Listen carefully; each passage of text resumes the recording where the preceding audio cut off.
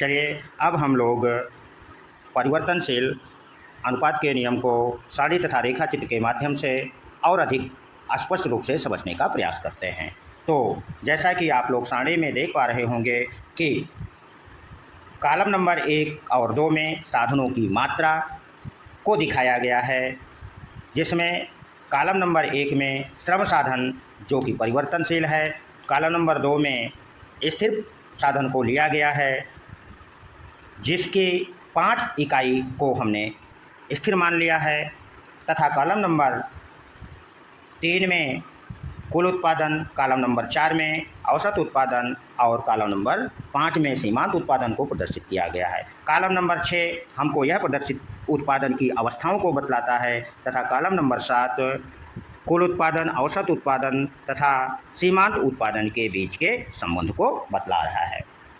चलिए अब हम एक एक करके स्पष्ट करने का प्रयास करते हैं। तो शुरू करते हैं। जैसा कि आप देख पा रहे हैं कि प्रारंभ में जब स्थिर साधन पूंजी के साथ श्रम साधन में तीसरी इकाई तक परिवर्तन किया जाता है तो सीमांत उत्पादन, कौन सा उत्पादन? सीमांत उत्पादन बढ़ती दर से बढ़ता है, जिसके कारण कुल उत्पादन में जो वृद्धि होती है, टोटल प्रोडक्शन में जो वृद्धि होती है वो भी बढ़ती दर से होती है। तथा जैसे ही परिवर्तनशील साधन श्रम की चौथी इकाई का प्रयोग किया जाता है, वैसे ही सीमांत उत्पादन घटता है। क्या होता है? सीमांत उत्पादन में घटने की प्रवृत्ति दिखती है और यह औसत उत्पादन के बराबर हो जाता है। अतः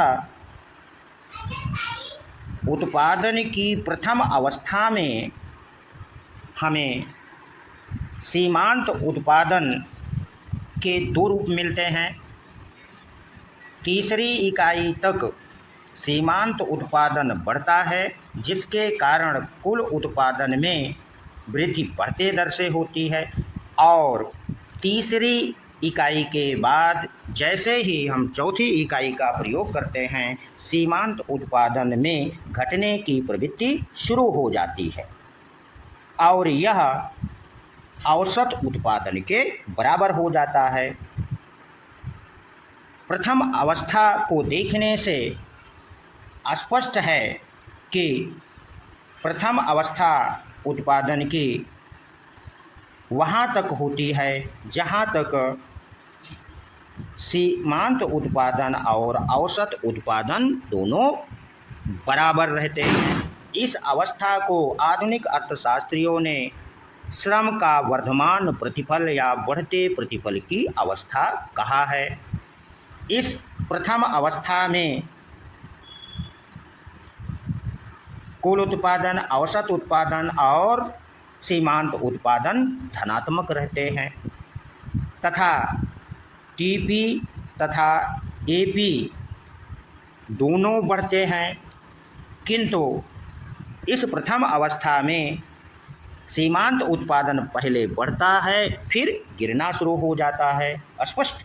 चलिए अब हम आगे द्वितीय अवस्था पर विचार कर लेते हैं। जैसा कि सारणी से स्पष्ट है कि जैसे ही स्थिर साधन के साथ परिवर्तनशील साधन की 5वीं इकाई से 11वीं इकाई तक परिवर्तनशील साधन श्रम में उत्तरोत्तर वृद्धि की जाती है, तो सीमांत उत्पादन क्रमशः घटता हुआ शून्य हो जाता है। जैसा कि 11वीं इकाई पर यह शून्य हुआ है।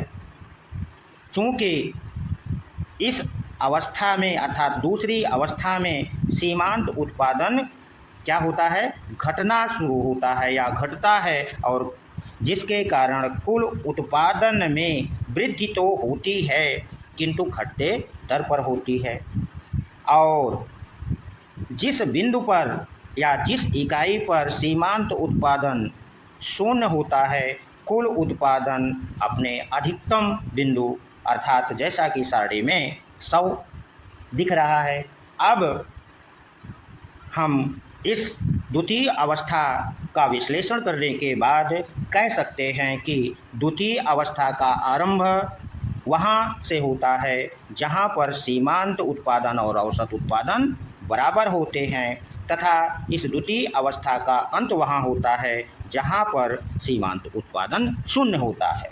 इस द्वितीय अवस्था को आधुनिक अर्थशास्त्रियों ने घटते प्रतिफल की अवस्था कहा है।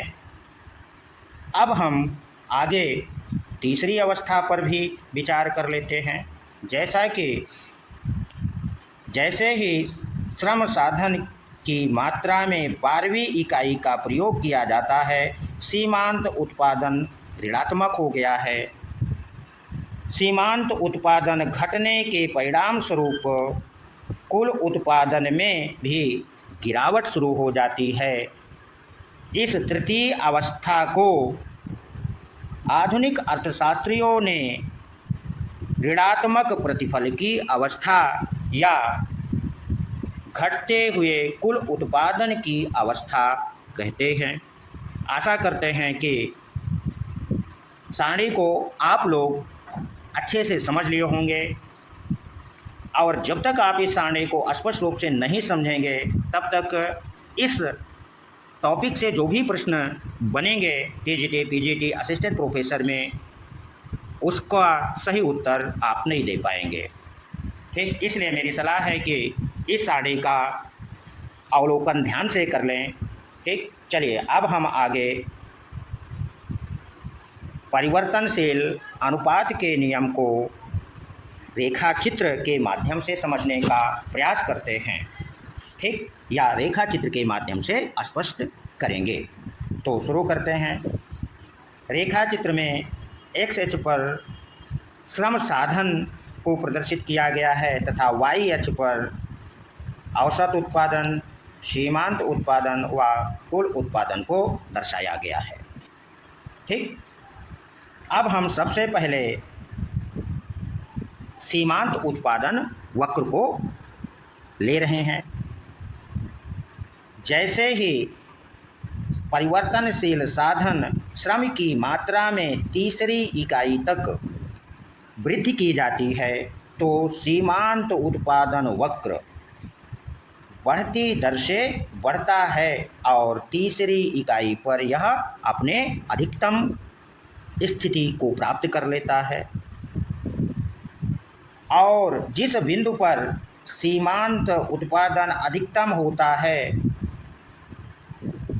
कुल उत्पादन वक्र, टोटल प्रोडक्शन वक्र का वह बिंदु नति परिवर्तन का बिंदु कहलाता है। तीसरी इकाई तक चूंकि सीमांत उत्पादन बढ़ती दर से बढ़ता है, इसलिए कुल उत्पादन भी बढ़ते दर से बढ़ता है और जैसे ही परिवर्तनशील साधन श्रम की चौथी इकाई का प्रयोग करते हैं, सीमांत उत्पादन वक्र में हमें घटने की प्रवृत्ति दिखलाई पड़ती है और चौथी इकाई पर औसत उत्पादन वक्र को सीमांत उत्पादन वक्र ऊपर से उसके अधिकतम बिंदु पर काटता है। यहाँ से एक प्रश्न आपसे पूछा जा सकता है कि सीमांत उत्पादन वक्र औसत उत्पादन वक्र को कहाँ पर काटता है? तो आपका उत्तर होगा कि उसके अधिकतम बिंदु पर, औसत उत्पादन के अधिकतम बिंदु पर सीमांत उत्पादन वक्र औसत उत्पादन वक्र को काटता है और इस बिंदु पर सीमांत उत्पादन और औसत उत्पादन दोनों क्या होते हैं? बराबर होते हैं। यह भी प्रश्न पूछा जा सकता है। क्लियर? आधुनिक अर्थशास्त्रियों ने पहली इकाई से लेकर के चौथी इकाई तक जो श्रम में परिवर्तन किया जाता है और जहाँ तक सीमांत उत्पादन और औसत उत्पादन दोनों बराबर होते हैं उसे उत्पादन की प्रथम अवस्था के नाम से पुकारते हैं और इस अवस्था को साधन वृद्धिमान प्रतिफल की अवस्था कहते हैं। ठीक, चलिए अब हम इस चित्र में सीमांत उत्पादन वक्र के अगले भाग पर चर्चा करेंगे।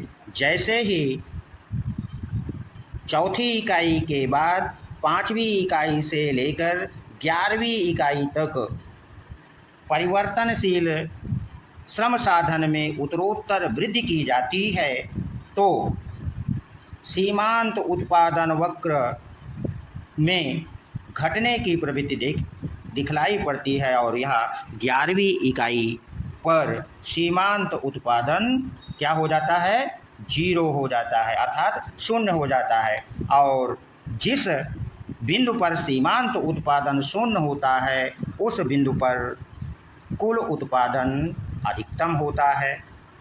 चूँकि इस अवस्था में सीमांत उत्पादन में घटने की प्रवृत्ति दिखलाई देती है, इसलिए 5वीं इकाई से लेकर 11वीं इकाई तक को आधुनिक अर्थशास्त्रियों ने द्वितीय अवस्था या घटते प्रतिफल की अवस्था कहते हैं।